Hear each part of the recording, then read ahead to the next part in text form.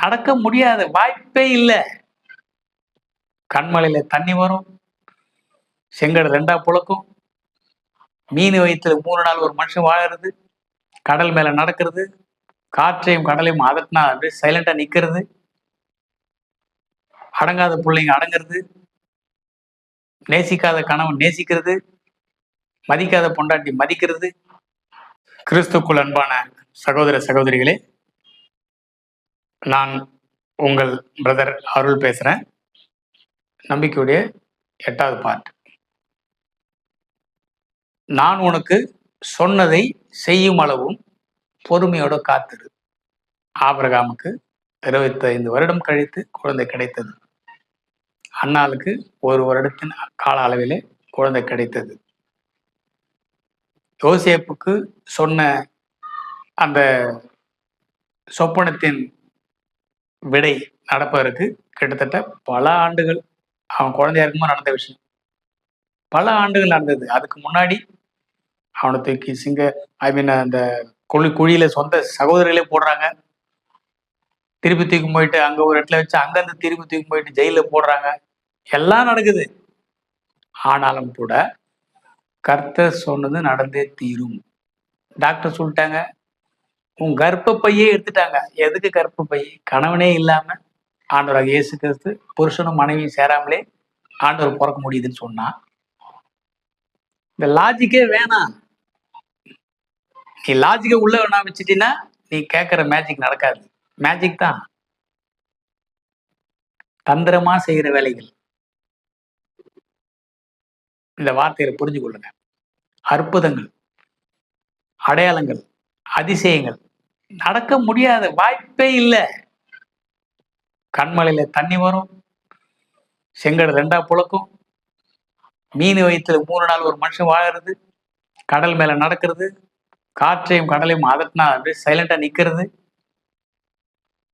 அடங்காத பிள்ளைங்க அடங்கிறது, நேசிக்காத கணவன் நேசிக்கிறது, மதிக்காத பொண்டாட்டி மதிக்கிறது, கீழ்ப்படியாத பிள்ளைங்க கீழ்ப்படுகிறது, கிடைக்காத கடன் திருப்பி வர்றது, நீ கொடுத்த கடன் திருப்பி வசூலாகிறது. அவனா கொடுத்தான், ஐயோ வராத, வந்துடும்.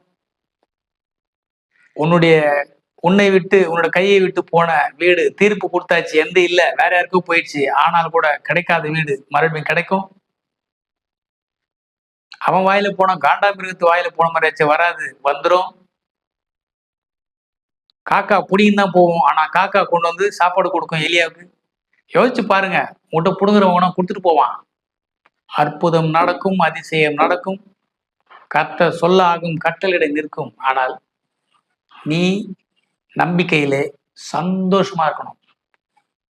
அவரை தாங்க நம்பின்னு இருக்க, அது சந்தோஷம் இல்லை. கர்த்தரை நம்பியிருக்கிறேன், நான் ஒருபோதும் வெட்கப்பட்டு போவதில்லை. எங்க அப்பா கிட்ட சொல்லிட்டேன், எங்க அப்பா வாங்கிட்டு வந்துருவாரு, குழந்தைங்க சொல்லும். நம்பிக்கையில சந்தோஷமா இருங்கள். நிச்சயமாக நீங்கள் எதிர்பார்த்து கொண்டிருக்கும் 100 கோடி ரூபாய், 1000 கோடி ரூபாய், 1 லட்சம், 10 லட்சம், 100 கோடி, 1000 கோடி, ஒரு சொந்த வீடு, உனக்கு சொந்தமான கார், உனக்கு சொந்தமான வசதியான எல்லா வயல் நிலங்கள் மற்றும் அனைத்தும், குறிப்பிட்ட காலத்திலே உனக்கு திருமணம் நடக்கும். நீ பல வருடங்களாக எதிர்பார்த்து கொண்டிருக்கிற குழந்தை பாக்கியம் நிச்சயமாக இப்போது உனக்கு இந்த ஆண்டிலேயே கிடைக்கும். நீ எதிர்பார்த்து கொண்டிருக்கிற வேலை, பதவி முன்னேற்றம் நிச்சயமாக உனக்கு கிடைக்கும். உன்னை கர்த்தர் உயர்த்துவேன் என்றால் நிச்சயமாக உயர்த்துவார். உன் பிள்ளைகள் உன் வார்த்தைக்கு கீழ்ப்படிவார்கள். உனக்கு சமாதானம் உன் வாழ்க்கையில் நடக்கும். அதிசயம், அற்புதங்கள் உன் வாழ்க்கையில் நடக்கும். நீ செய்து கொண்டிருக்கிற பிசினஸ்ல இருக்கிற எல்லா லாஸையும் கர்த்தர் மாற்றி தொழிலிலே அதிகமான லாபத்தை கொடுத்து சிறப்பாக உன்னை கர்த்தர் உயர்த்துவார். நீ செய்கிற வேலைகளிலே நீ தான் பெஸ்ட்ன்னு சொல்லிட்டு பாராட்டு கிடைக்கும், பதவி உயர்வு கிடைக்கும், உனக்கு பாதுகாப்பு கிடைக்கும். உன்னில் பல வருடமாக இருந்து வருகிற எல்லா வியாதிகளும் நோய்களும் உன்னை விட்டு விலகும். உன் குடும்பத்திலே உன் கணவன் உன்னை நேசிப்பார், உன் மனைவி உனக்கு கீழ்ப்படிந்து உன்னை நேசிப்பாள், உன் பிள்ளைகள் உன்னோட வார்த்தைகளை அப்படி கேட்பார்கள். நிம்மதி, சந்தோஷம், உற்சாகம், ஆனந்தம், ஆரோக்கியம் இவை அனைத்தும் உன் வாழ்க்கையில் தொடர்ந்து நடக்கும். நீ இன்னும் மேலும் மேலும் கிறிஸ்துக்குள்ளாக வளர்ந்து கர்த்தருடைய வருகைக்கு மிகவும் சந்தோஷமாக, நிம்மதியாக, ஆயத்தமாக இருக்கும்பொழுது கர்த்தர் உன்னை மேலும் மேலும் உயர்த்துவார். நம்பிக்கையிலே சந்தோஷமா இருங்கள். கர்த்தர் தாமே உங்களை ஆசீர்வதிப்பாராக. ஆமென்.